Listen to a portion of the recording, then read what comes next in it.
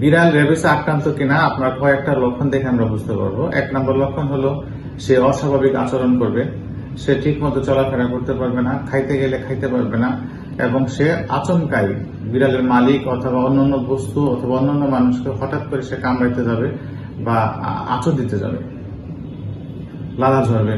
এগুলো এই যে হাইড্রোফোবিয়া আছে, যে খাইতে পারবে না বা খাইতে গেলে সে ভয় পাবে, এগুলো হলো হাইড্রোফোবিয়া বলে। এটা একবার লেট স্টেজে, তখন নিশ্চিত আমাদের কিন্তু বিড়ালকে মেরে ফেলতে হয়, পারমিশন নিয়ে মেরে ফেলতে হয়। কোনো চিকিৎসা নাই, শুধুমাত্র পেলিয়েটিভ চিকিৎসা দেওয়া হয়।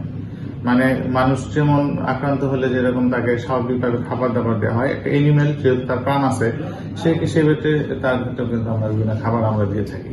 কিন্তু নর্মাল এই হলো, তার কোনো চিকিৎসা নাই।